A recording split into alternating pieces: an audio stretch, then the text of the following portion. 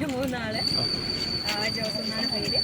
അപ്പോൾ അറിയായിരിക്കുമല്ലോ കുറേ വീഡിയോസിലൊക്കെ നമ്മുടെ പ്രണയവിവാഹം ഓൾറെഡി കുറേ വീഡിയോസൊക്കെ ചെയ്തിട്ടുണ്ടായിരുന്നു യൂട്യൂബിൽ. ഞാൻ ബാംഗ്ലൂരിൽ മെഡിക്കൽ കോളേജിൽ ലെക്ചറായിട്ട് വർക്ക് ചെയ്യുന്നു.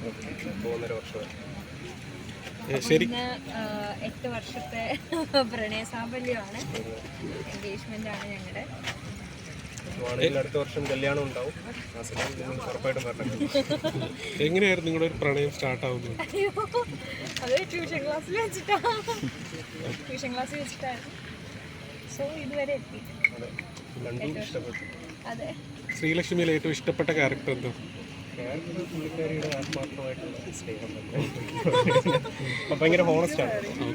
ചെയ്യുന്ന വർക്കിലായാലും ശരി, പുള്ളിയുടെ ക്യാരക്ടർ ആയിരുന്നാലും ശരി, നല്ല ഹോണസ്റ്റാണ്. പുള്ളിക്കാരിൽ ഇഷ്ടപ്പെട്ട ക്യാരക്ടർ എന്താ ശ്രീലക്ഷ്മിക്ക്? പുള്ളി പാവമാണ്. ഞാൻ ഇച്ചിരി വഴക്കാളയൊക്കെയാണ്. പക്ഷെ പുള്ളി ഭയങ്കര അതൊക്കെ അഡ്ജസ്റ്റ് ചെയ്ത് എൻ്റെ ഇപ്പം മൂഡ് സ്വിങ്സ് ഒക്കെ എനിക്ക് ഒരുപാടുണ്ട്. അപ്പോൾ പുള്ളി അതൊക്കെ അഡ്ജസ്റ്റ് ചെയ്ത് സ്മൂത്തായിട്ട് കാര്യങ്ങൾ ചെയ്തു.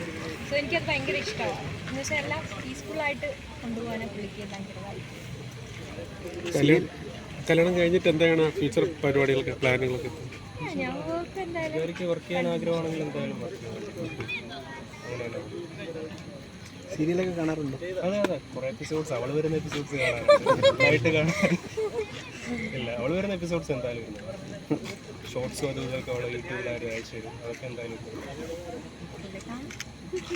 കല്യാണം എപ്പോഴായിരിക്കും ഡേറ്റ്? ഡേറ്റ് ഇതുവരെയായിട്ട് നിശ്ചയിച്ചില്ല. അടുത്ത വർഷം ഉണ്ടാവും. പ്രേക്ഷകരോട് എന്തായാലും പറയാനുള്ളത്, ഈ കുടുംബത്തിലൊക്കെ പ്രേക്ഷകരോട്, ഇഷ്ടപ്പെടുന്ന സ്നേഹിക്കുന്ന ആൾക്കാരോട്? അവരോട് എപ്പോഴും എനിക്ക് നന്ദി മാത്രമാണ്. കാരണം അക്സെപ്റ്റ് ചെയ്തു. സോ റണ്ണിങ് ആണ്, അടിപൊളിയായിട്ട് റണ്ണിങ് ആണ് സീരിയൽ. സോ അവരാണ് ഇത്രയും പ്രൊമോട്ട് ചെയ്ത് ഇതാക്കിയത്. So thank you. ബ്രോ എന്താ പറയാറുള്ളത്?